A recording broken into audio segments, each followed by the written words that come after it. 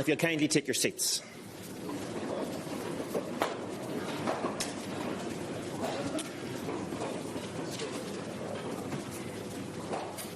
And so, without any further ado, I'd like to introduce Dr. Joanne Murphy, Director of the William J. Clinton Leadership Institute, to begin proceedings. Joanne.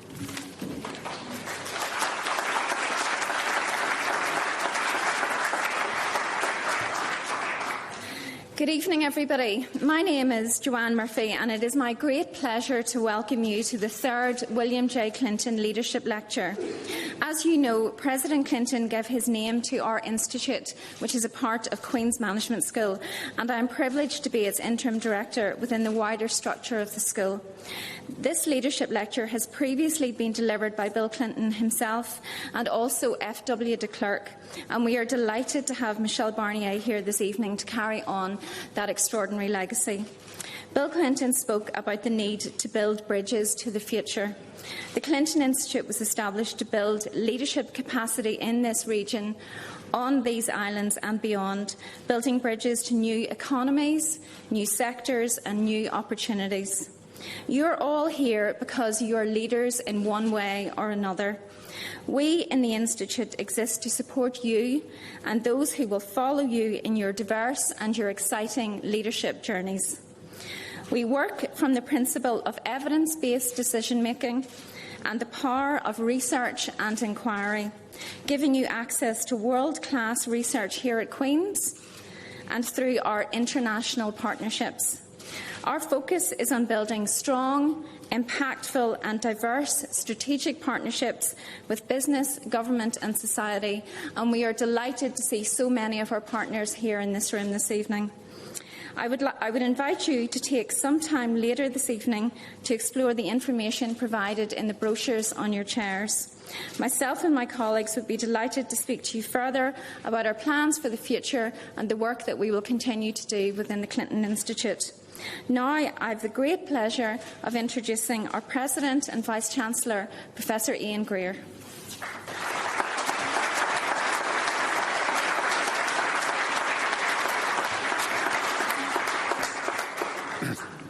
So, ladies and gentlemen, can I add my welcome to that of Joanne? It's great to see so many of you here in Queen's tonight for this lecture.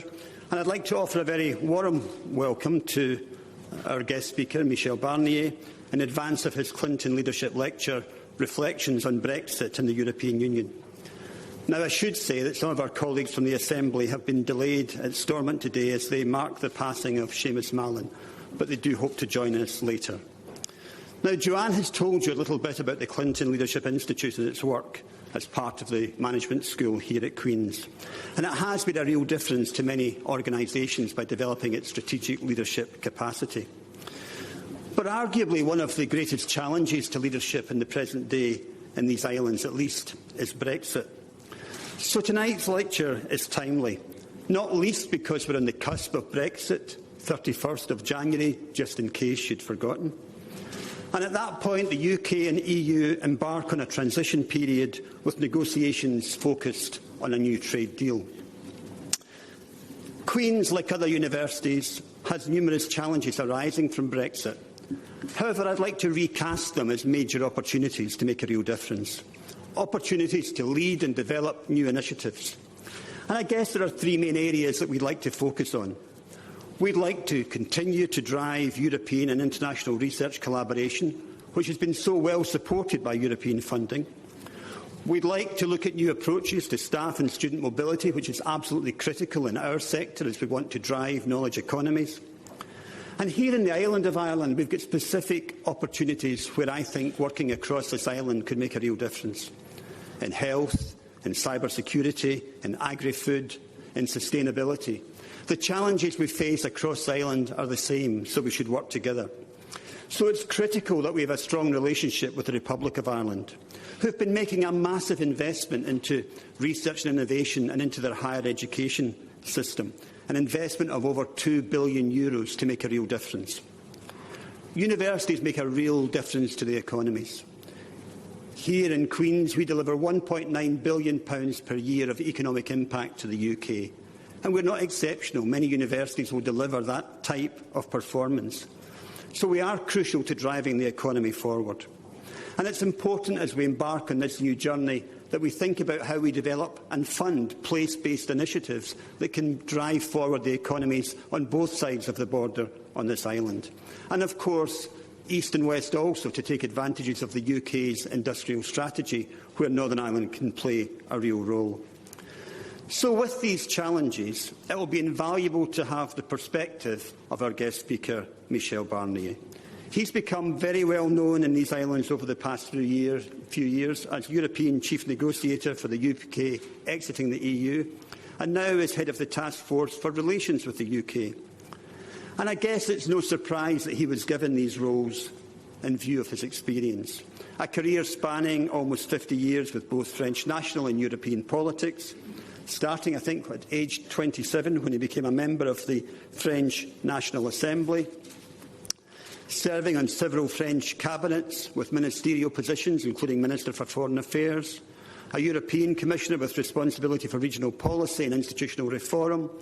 In 2009, after being elected an MEP, he was appointed European Commissioner for Internal Market and Services, and he handled many important areas for the financial sector reform, the banking union and the digital single market.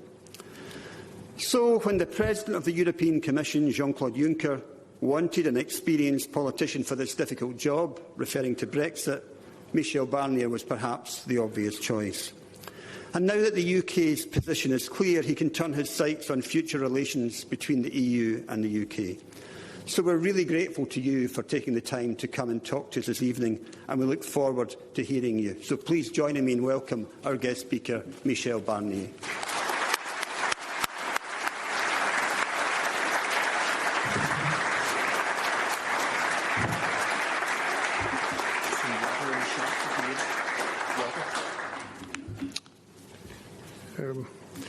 Ladies and gentlemen, all distinguished guests, Vice Chancellor, Professor Jan Gruyer, thank you very much for your kind words. It's true that I have been the youngest member of the French National Assembly. It's a title you lose very quickly. Huh? And you have to be humble. It is a real pleasure to be in Queen's University Belfast this evening, a real pleasure. And it is an honour to deliver the William Clinton Leadership Lecture. I know it is a sad day for Northern Ireland today, and my thoughts are with the family and the friends of Seamus Malone. He played a fundamental role in the peace process, and he was one of the architects of the Good Friday Belfast agreements.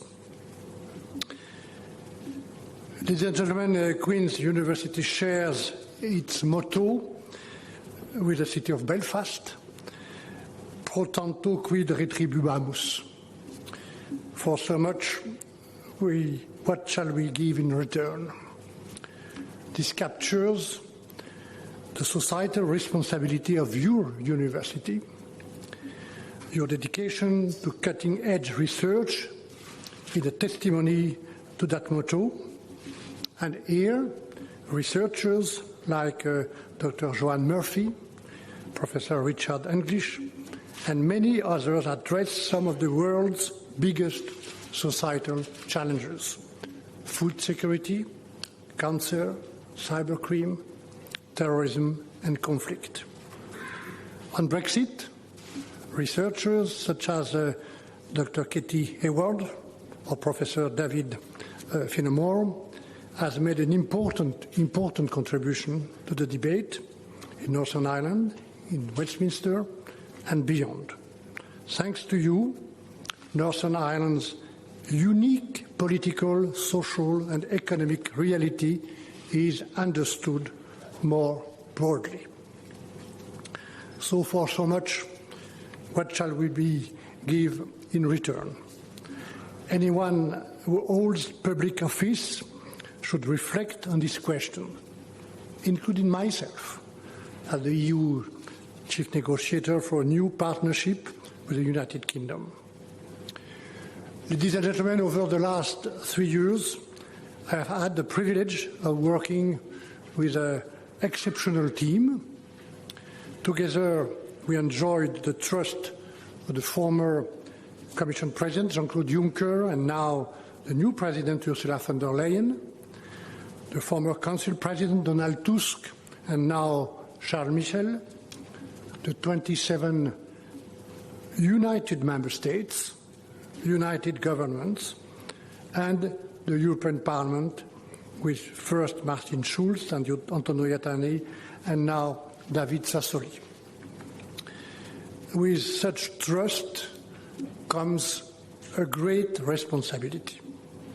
The responsibility to work hand in hand with the elected representatives in the European Parliament, the EU leaders in the European Council, ministers and members of national parliaments in the member states. The responsibility to clearly explain our positions to all those affected. The responsibility to ensure a high level of transparency, perhaps an unusual level of transparency, in this negotiation. The responsibility to engage respectfully with UK negotiators who represent a great nation, one which has been part of the EU for 47 years. We have always stuck, and we will always stick to this line.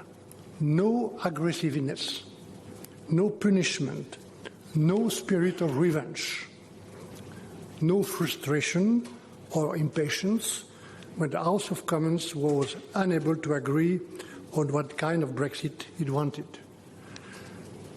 We have always respected the ongoing debate in the UK, and we will continue to do so. Lastly, we had, and we still have, the responsibility to encourage a genuine public debate on Brexit, on how it affects the EU and the UK, and in particular Ireland and Northern Ireland. And frankly speaking, this debate has not always been easy. Just look at my Twitter account. But it is important. People must be aware of the consequences. Because, ladies and gentlemen, it is absolutely clear that there will be negative consequences. The UK Chancellor Said Javid recognized last week that parts of industry will face a negative fallout. Whatever agreement we reach on our future relationship, Brexit will always be a matter of damage limitation, always. And no one single person, no one, from the UK or elsewhere has ever convinced me of the added value of Brexit. No one. At least with the withdrawal agreement, which has now been ratified by the UK, and will be agreed by the European Parliament, I hope, next week, or this week, sorry, on Wednesday, we have managed to secure an orderly Brexit for now, one that limits the destruction of value for our citizens and businesses. And this is also our objective going forward. I am once again pleased to be in Northern Ireland to explain where we stand in the process and our position going forward, but also to listen and engage. This is, ladies and gentlemen, my third visit to Northern Ireland in my current role. I have been to the border a number of times. I walked on the Peace Bridge in Derry, Londonderry. I've engaged with politicians of all parties, students, business owners, and I am sure that the Northern Ireland Rural Women's Network in Dungannon remembers how moved I was by my meeting with them, and I talk about it very often, because Brexit is first and foremost about people. And I can still remember their words. never again. Never again.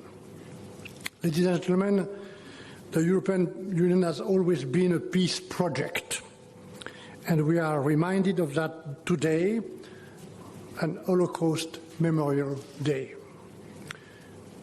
After years of devastating war and conflict, European integration transformed the meaning of national borders. The genius of the founding fathers of the EU was to focus on open trade and economic exchange as an element of peace, not just prosperity. This was true for France and Germany in the 1915s. It was always true, and also true when the Berlin Wall and the Iron Curtain came down. The EU gradually became a community of 28 countries, reuniting the continent and breaking down borders. Today, people, goods, services, and capital can circulate freely from one member state to another. This is the single market. And the single market, ladies and gentlemen, is much more than a free trade zone. It is an ecosystem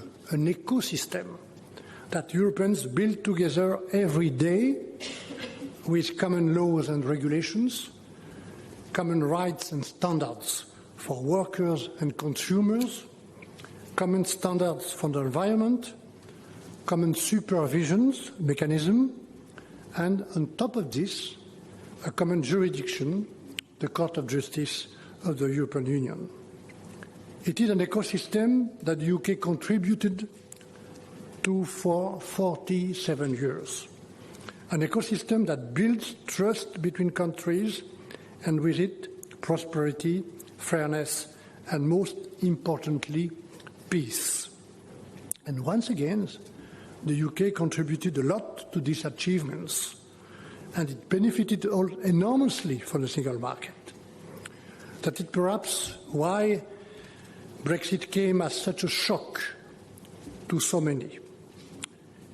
In June 2016, 52% of the people of the United Kingdom voted to leave the European Union. Indeed, considerably less here in Northern Ireland at 44%. But the general election that took place in December last year confirmed the UK government's mandate to get Brexit done.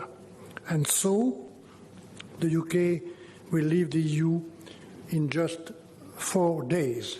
I do not forget this date. Ladies and gentlemen, Brexit is meant to be about taking back control. But what else does it mean? It means creating trade barriers that do not exist today. The decision to stop free movement means stopping citizens from moving freely between the EU and the UK to study, work, or retry. Brexit is about diverging from EU rules developed together with the UK, once again, that protect the public interest, guarantee open and fair competition, and thereby allow frictionless trade. Brexit is also meant to be about global Britain. But for us, frankly speaking, it is the EU that helps make member states more global. Even without the UK, the EU forms a single market of 450 million people, a truly global market. Our economic power allows us to stand proudly on the world stage, to speak with other superpowers as equals on questions such as the economy, climate change, security and trade. There is no way that any of our countries alone could have the same impact. especially as other economic giants emerge around the world. Let me just now show you two simple slides, two tables. The first one has a particular history because it has been published for the first time by David Cameron. I was at that time the commissioner in charge of the single market, and to prove the importance of the single market for the UK, he published a document to support what I was doing, not on the regulation, not on the financial services, but on single market. And this slide is very clear. By 2050, no individual European countries can expect to be among the global top 5 economies in the world. Not the UK, not even Germany. And the second one, my production is clear also, using the same figures. Together, the EU 27 will remain in the top 4.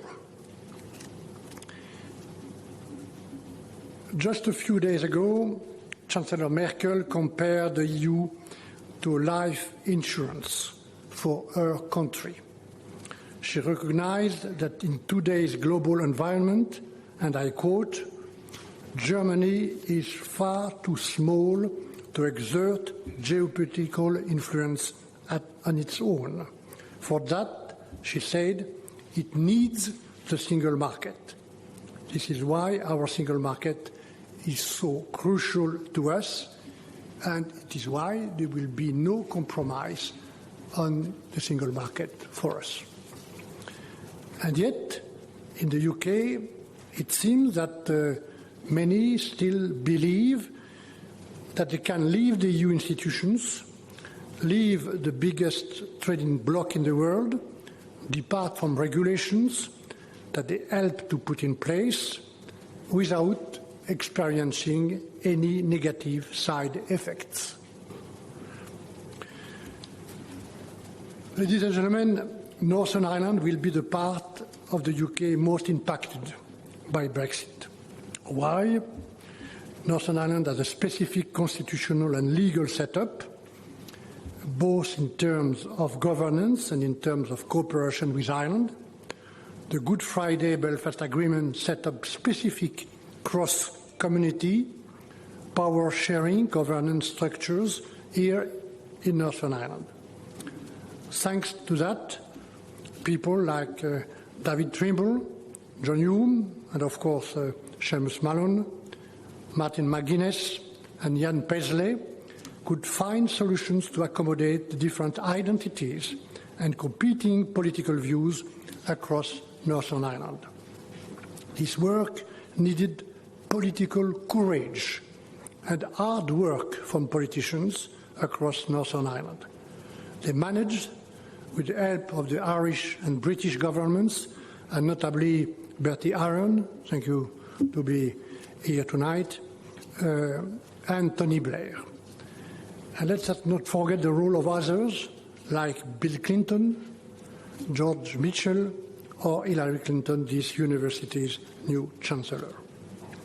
The Good Friday Belfast Agreement was and still is indispensable for progress. The Good Friday Belfast Agreement allowed and still allows the people of Northern Ireland to identify themselves as British or Irish or both and be accepted as such. So you can choose to be British, Irish, very British with a bit of Irish, more Irish than British, Irish and European, British and European. Others might think of themselves as Northern Irish or Northern Irish and European, or indeed Northern Irish and anti-European. This multitude of identities is a distinctive aspect of Northern Ireland. Similarly, Stormont is not based on the rule of the majority. but on the power sharing and compromise, an essential element of building peace. And indeed, frankly speaking, once again, we missed Stormont during the negotiation on Brexit and Northern Ireland.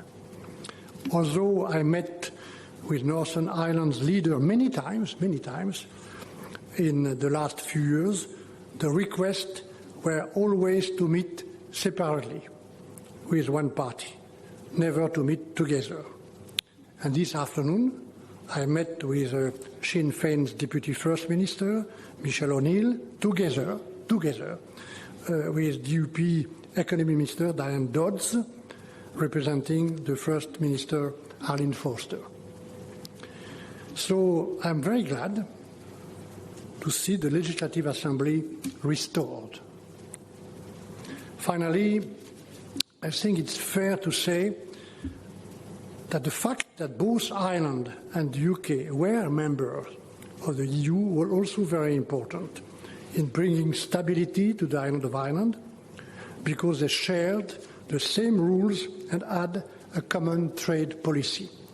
Companies could trade in a frictionless way without checks or customs procedures. Ladies and gentlemen, very early on in the withdrawal negotiations, both the EU and the UK acknowledged that the situation in Northern Ireland was unique and that it required a specific solution, a solution that was legally operative and could reconcile the many different interests at play, in particular, avoiding a hard border between Ireland and Northern Ireland and preserving the whole island economy in the interest of peace and security, but also preserving the integrity of the EU single market and all its guarantees for consumer protection, public and animal health. And finally, respecting the place of Northern Ireland as an integral part of the United Kingdom's internal market. Of course, finding common ground was not easy, I can tell you.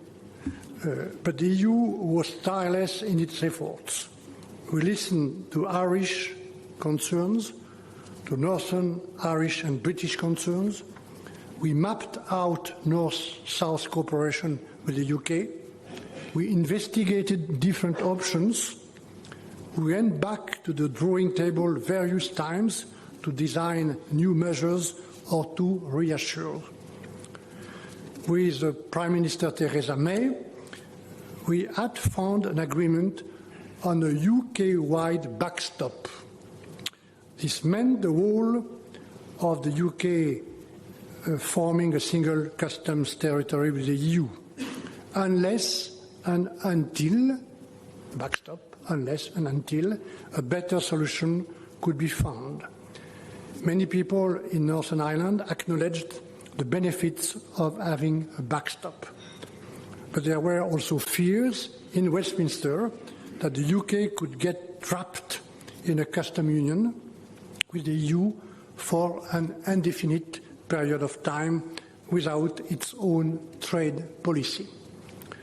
And despite reassurances that we enshrined in law, Westminster was not convinced that the EU has no intention of acting in bad faith. So, in summer 2019, the Prime Minister Boris Johnson asked us to abandon the backstop. He wanted a permanent solution, not a temporary one that enables the UK to deploy its own independent trade policy immediately after the transition period. And again, we showed flexibility and understanding. And we found an agreement also with the personal support of the Taoiseach Leo Varadkar. Ladies and gentlemen, the protocol on Ireland and Northern Ireland that we have agreed indeed is complex but operational. It allows Northern Ireland to remain in the UK customs territory and at the same time benefit from access to the single market without tariffs, quotas, checks or control. The protocol is not an insurance policy, but a workable system built to last. And importantly, it gives the elected representatives of the Northern Ireland's Legislative Assembly the right to decide whether to continue applying the system or not 4 years after it starts to apply. I look forward to the Northern Ireland's executive playing a stronger role on this matter now that it's up and running. Implementing this new system will be a big challenge for the next few weeks and months, in particular for UK authorities. In agreeing to the protocol, the UK has agreed to a system of reinforced checks and control for goods entering Northern Ireland from Great Britain. I understand, ladies and gentlemen, I understand the fears of negative economic fallout expressed by some about these checks. But once again, Brexit unfortunately has consequences that we must manage. The UK has chosen to become a third country, to leave the single market and to leave the customs unions, to leave behind the EU's framework of common rules, common supervision and common court of justice. It has chosen to create two regulatory spaces. This makes frictionless trade impossible. It makes checks indispensable.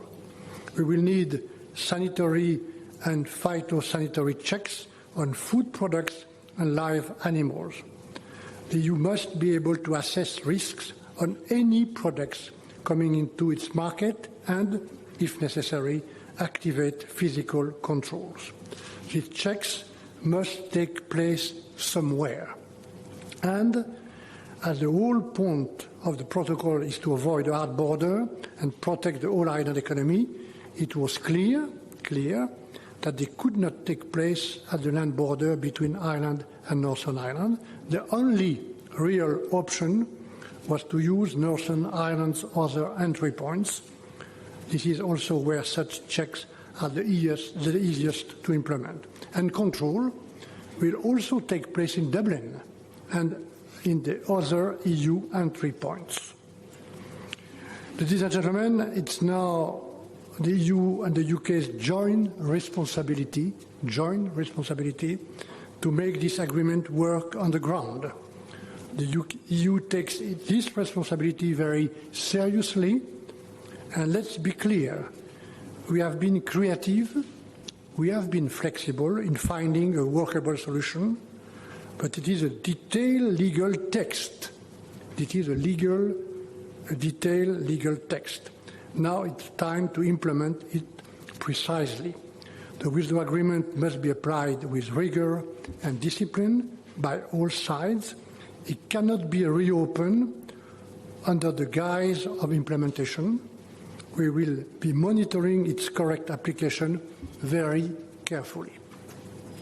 This is also true of the other crucial element covered in the withdrawal agreement, namely citizens' rights. Whilst Northern Ireland will no longer be part of the EU, people born and raised here that choose to be Irish citizens will still be EU citizens. This means they can continue to move and reside freely within the EU. The UK has committed to upholding their rights, and they cannot be discriminated against on the basis of nationality. The withdrawal agreement will also protect the rights of all British nationals living in the EU and their family for life.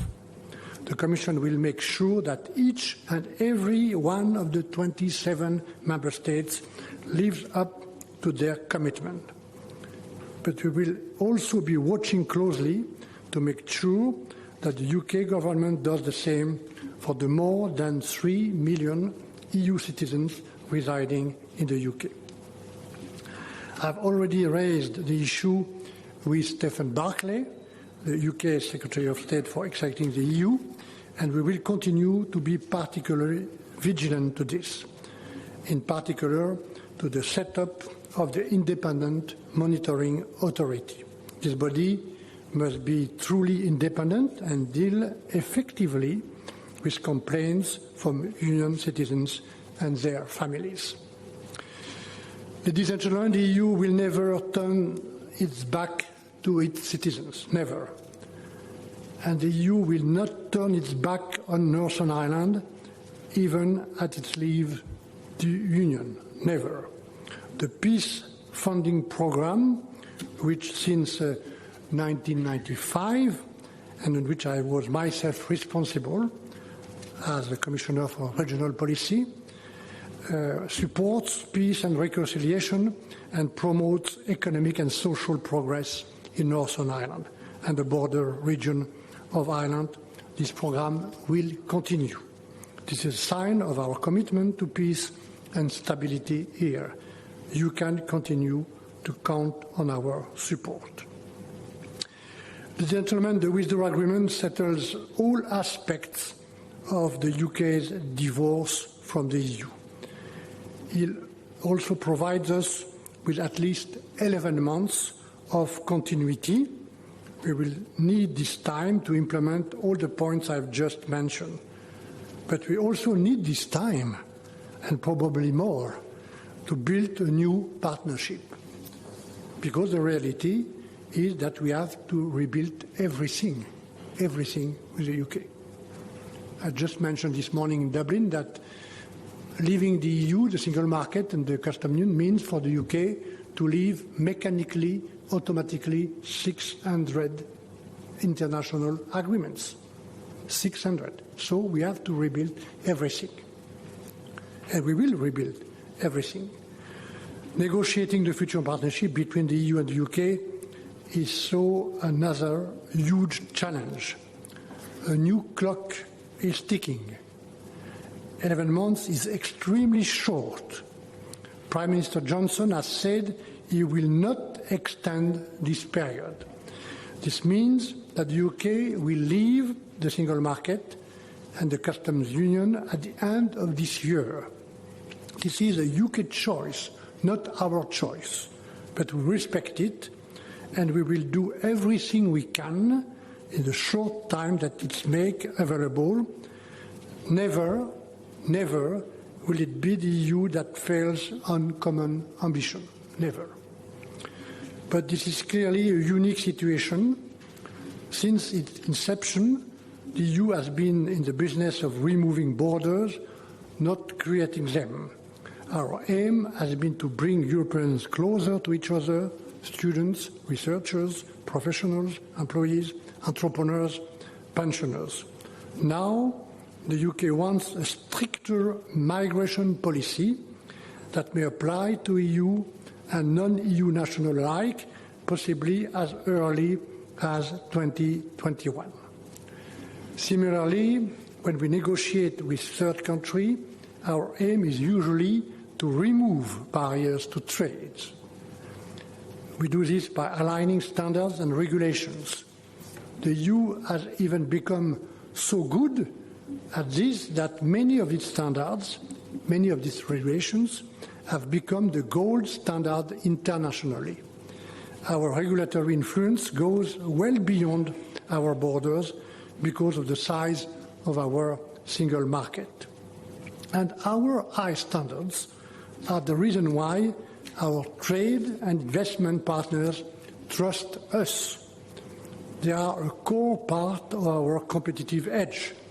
Aligning with our standards may have a price, but the return is access to our single market. Our standards testify to the quality and safety of our products and services, whether it's an EU logo or a toy or a geographical indication for agricultural products.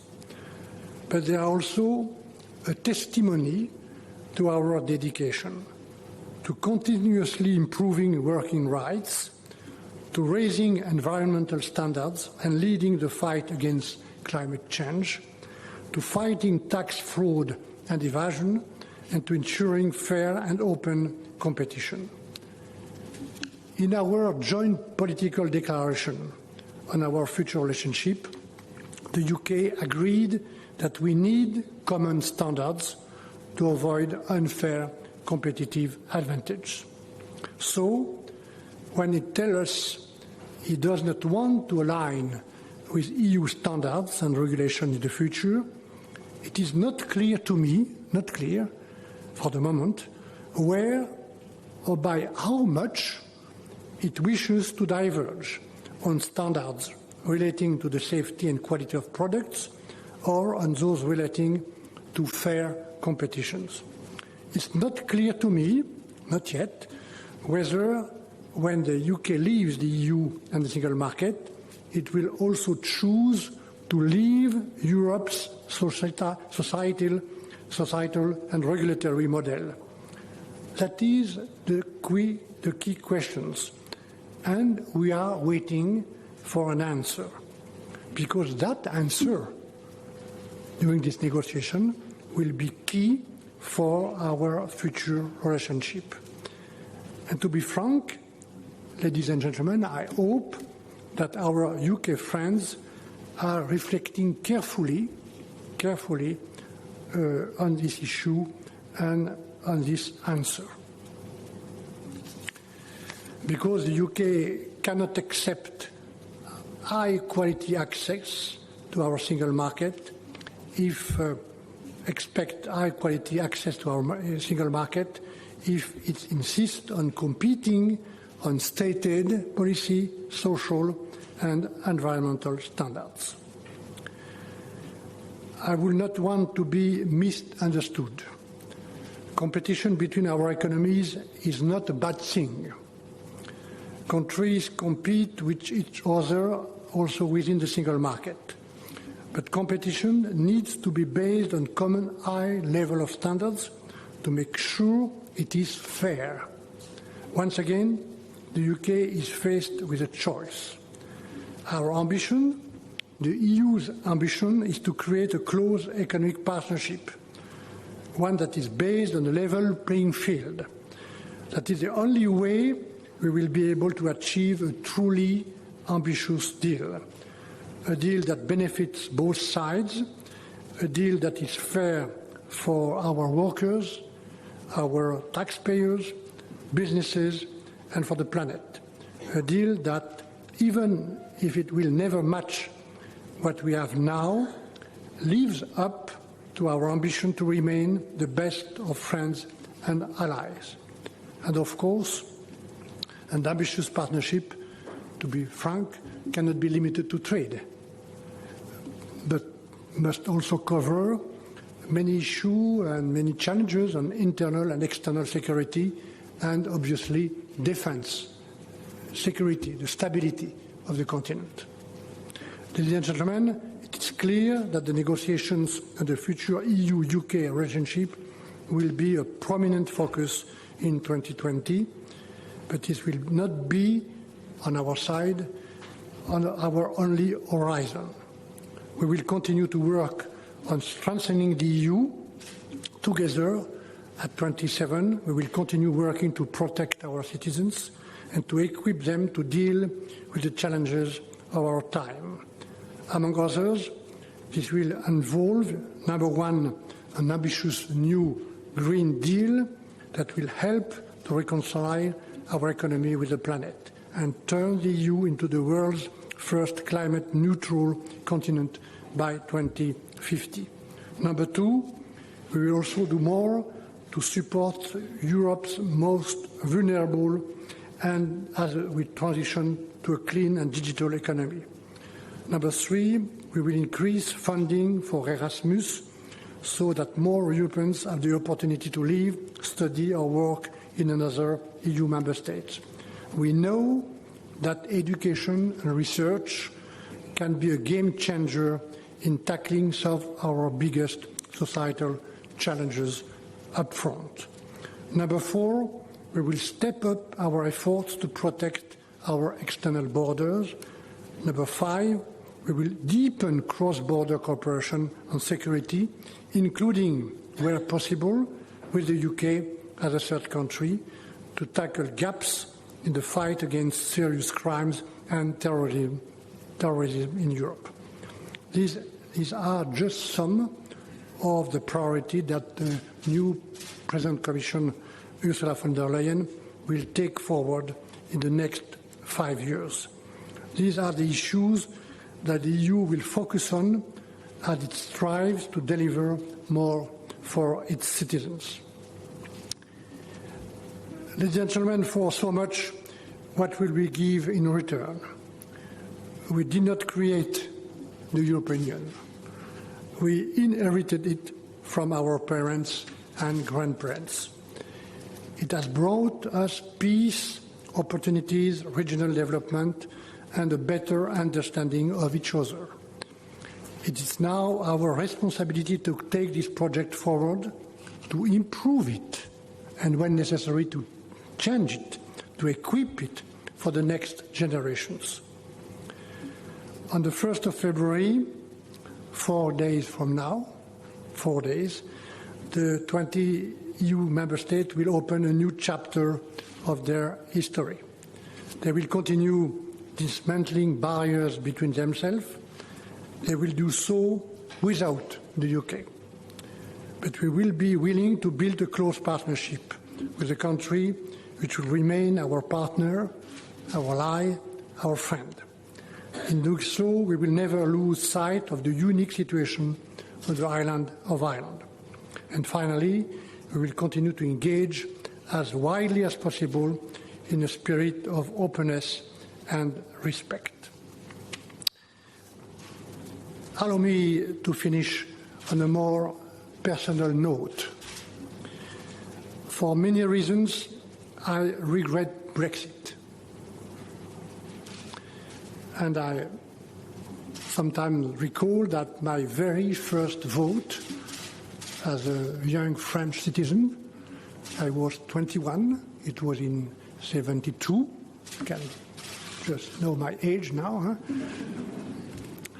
The French President, Georges Pompidou, organized a referendum and asked French people to decide themselves about the accession of Ireland, UK, Denmark, and Norway.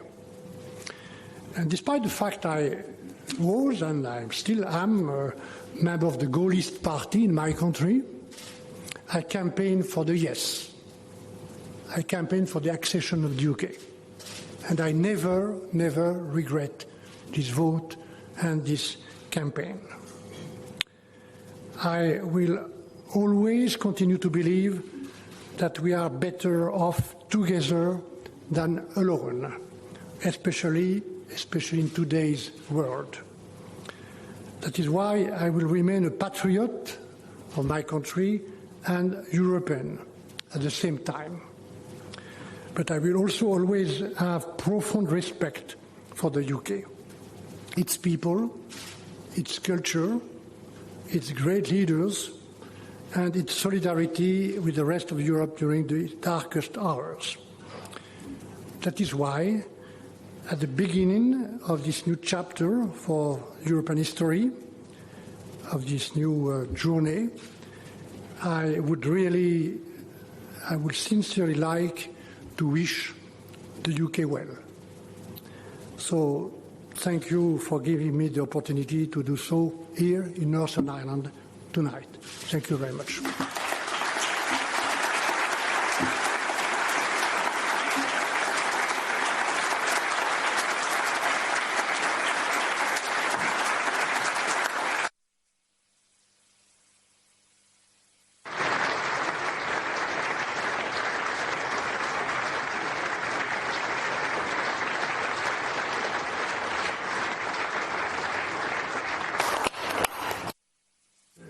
Thank you very much indeed for that wonderful talk.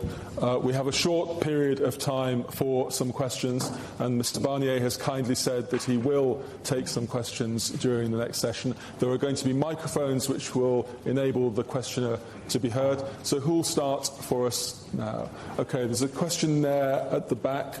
The microphone can go. The lady at the back, just wait for the microphone to come. Thank you. Yeah, lady with the blonde hair at the back there. Agree with Leo Varadkar that... Can you tell me who you are? Oh, sorry, I'm Deborah McAleese from UTV. Sure. Good evening. Good point. Do you agree with Leo Varadkar that the EU will be the stronger team in post-Brexit trade talks? And do you have concerns about Northern Ireland's economic future?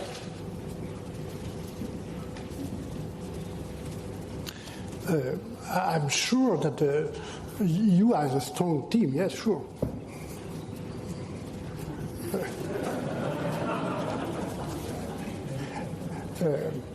But I remember that once in Brussels, at that time I gave a press conference in the press room of the Euro Commission, and one of your colleagues of BBC, I remember, asked me, Mr. Barnier, can you explain us what are the concessions you are ready to give?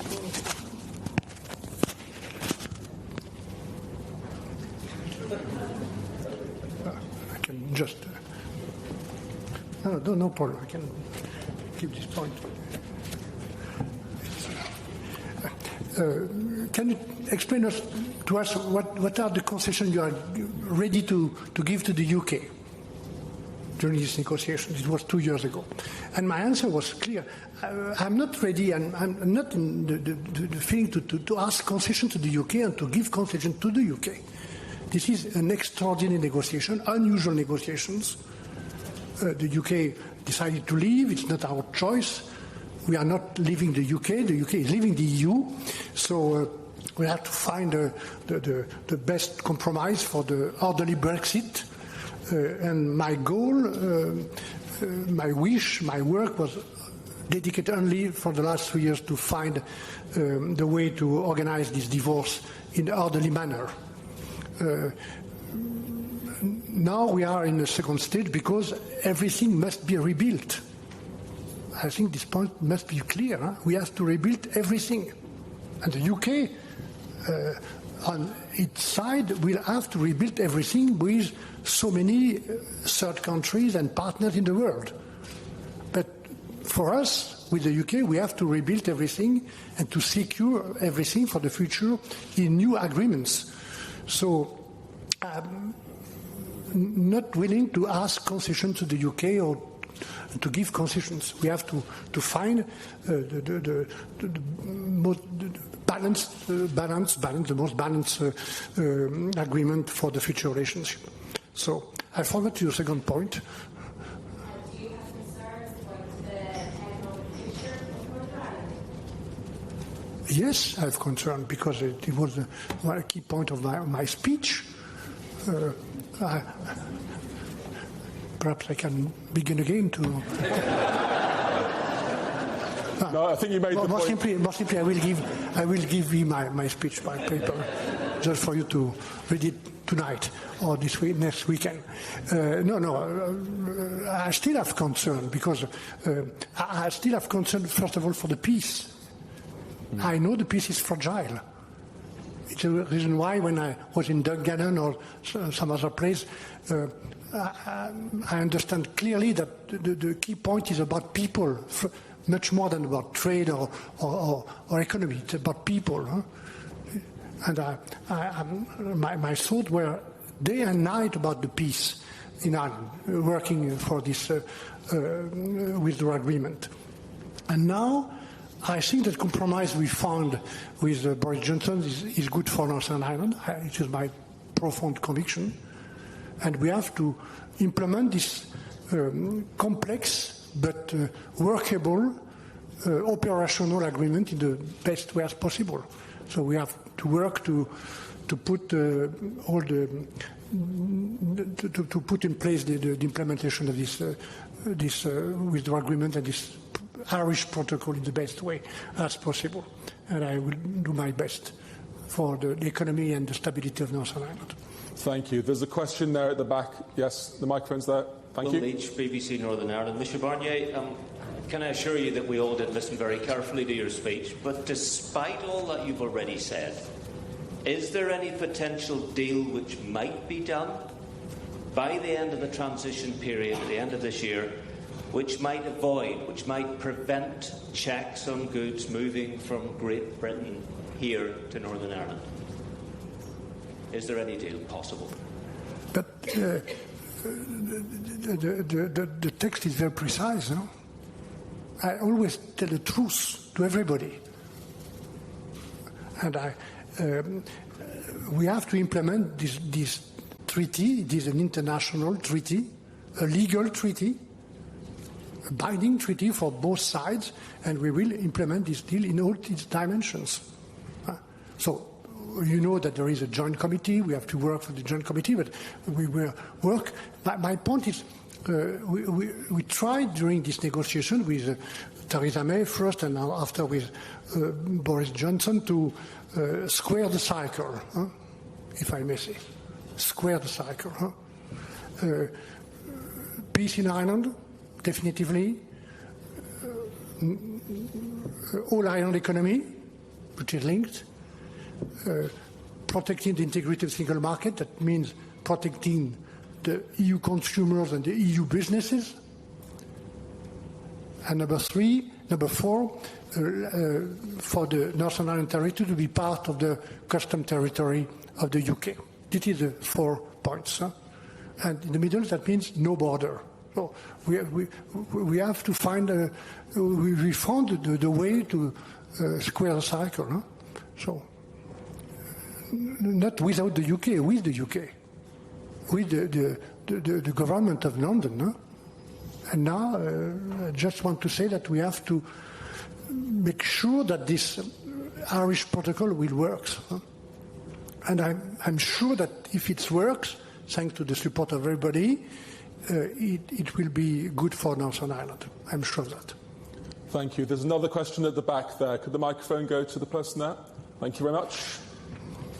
Oh, hello, Mr. Barnier. Amanda Ferguson from Reuters News Agency.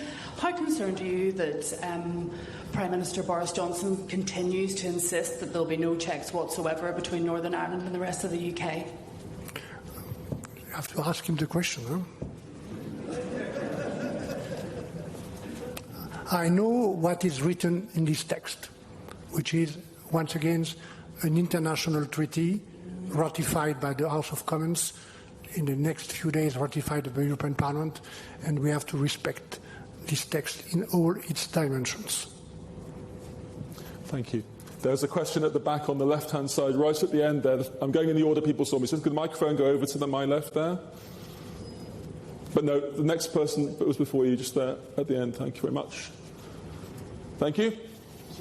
Hello, my name is Katie Hayward. I'm from UK Interchanging Europe and Queen's. Thank you for the shout-out, by the way. I want to follow on from Amanda's question, recognising that the Prime Minister has stated emphatically, which means without doubt, that there will be unfettered access on movement of goods both ways. And I hear in your speech you're saying emphatically, without doubt, that there will not be frictionless trade between Britain and the island of Ireland. And my question is, what are the consequences of not fully implementing the protocol, of it not being properly implemented on entry points into Northern Ireland? Thank you. I just say that leaving the EU, leaving the single market, leaving the customs union, the choice of the UK, will have consequences. And what I saw in the past, in the last 3 years, that many of these consequences has been underestimated in the UK side, or not so well explained to the people. So now we have to face the reality and to be realistic. There will be no possibility for frictionless trade between the EU and the UK after the Brexit. At least we will have control on goods, because we have the duty, the responsibility to protect the EU consumers and the EU businesses. It's the core of the single market, built with the UK during 47 years. I've been the commissioner for the single market for 5 years at the heart of the crisis. And we have rebuilt with the UK the architecture of regulation to draw the lesson of the financial crisis. But there will be no compromise on the single market. Never, never, never. It is our main asset on the EU side. The main reason why the American president or the Chinese president respect us today is the single market.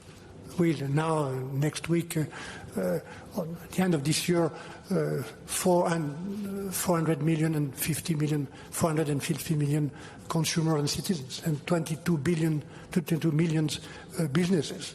It is our main asset. Never the EU will compromise, fragilize, or unravel the single market. Never. And you have to take into account this reality to get the explanation or the reason why we conclude such an agreement with Boris Johnson. No? And now my wish, if I may say, after this third question at the same point, is to ask you with humility to use your energy and to ask the leaders and to everybody to use their energy to implement this agreement as it is. And we are ready to be realistic, to be flexible, to be pragmatic. I'm a pragmatic person, despite the fact I am French. I ask you to understand that we have to implement this agreement, which is a key point for the stability of this island and also for the credibility and the trust we must give to this withdrawal agreement. And to be frank, the capacity we must have together, UK and us, to implement in a good faith and carefully and rigorously this agreement will be very useful for the success of the next negotiation. Thank you. There was another question at the back on the left, and then there were a couple of questions at the front, but we'll take the one at the back if the microphone can. Yes, please. Thanks very much. Hello, my name is Dagmar Schick. I'm Professor of European Union Law. I don't see you, unfortunately, because of the light. Oh, sorry about this. No, it's okay. It's fine. By Northern Ireland standard, I'm a blow-in, and I'm asking a question that goes away from the last questions. So you mentioned that the agreement is very good for Northern Ireland. And I've seen some legal blogs, especially from Germany, saying it's a little bit too good for Northern Ireland. And so the truth can be in the middle. And demanding, yes, I'm coming to that, demanding that the agreement should be challenged before the European Court of Justice.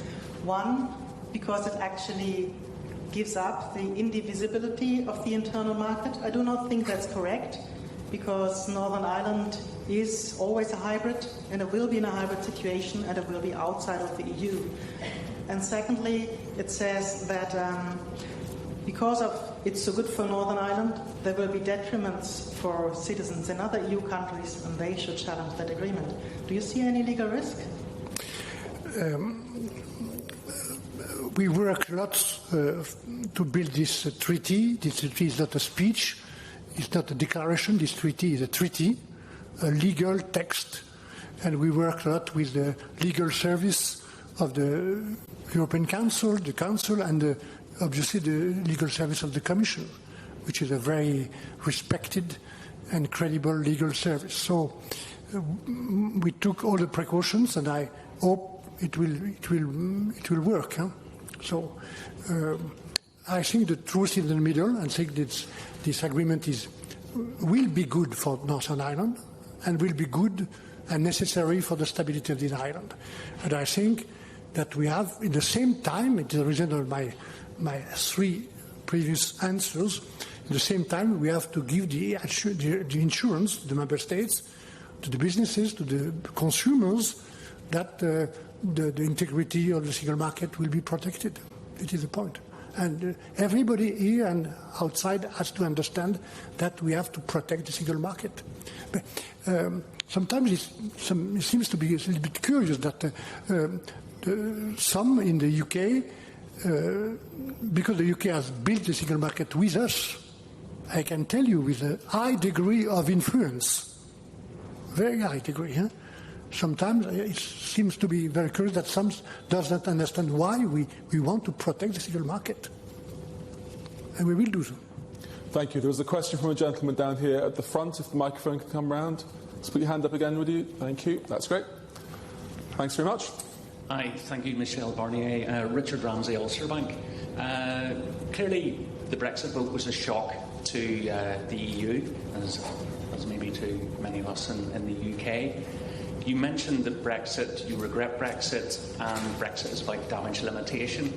With that in mind, looking back to the concessions which were offered to David Cameron, is there anything that you think now, with hindsight, maybe an extra concession that you should have given?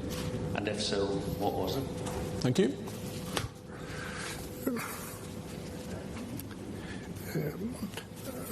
I am a politician. Huh?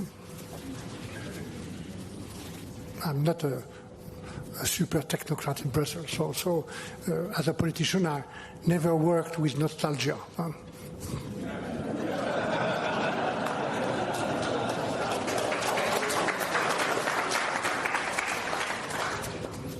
We cannot rewrite the history. Yeah? Thank you. There's a gentleman here in the white shirt. This guy is very patient. So the Brexit is a school of patience. I'm going to get to these two. Give the microphone to the young guy. These two questions will have to be the last. So there's a gentleman in the white, and then there's the patient man in the middle. So thanks very much. Yep, that's right. Thank you. Thanks very much. Hi, Aidan Conley, the Director of the Northern Ireland Retail Consortium.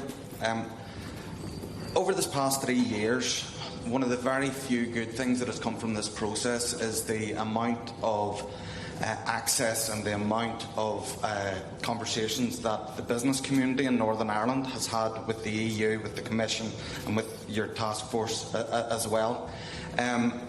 In fact, the VAES agreement within Maysdale and the Qualified Persons agreement within Maysdale was because we asked those questions and you delivered on them. My question is, can you give us a firm commitment today that going through to phase 2 and when it comes phase 3 of these negotiations, that you will commit to continuing to listen to the Northern Ireland business voice and to the voice of Northern Ireland households as well? Yes.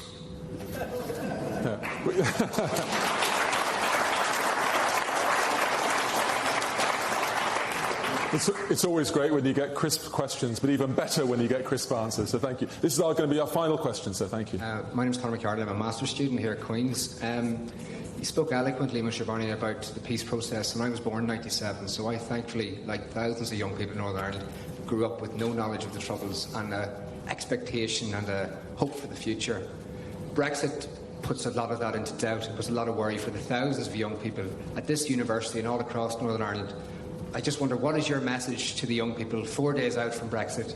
What is your message to young people in Northern Ireland?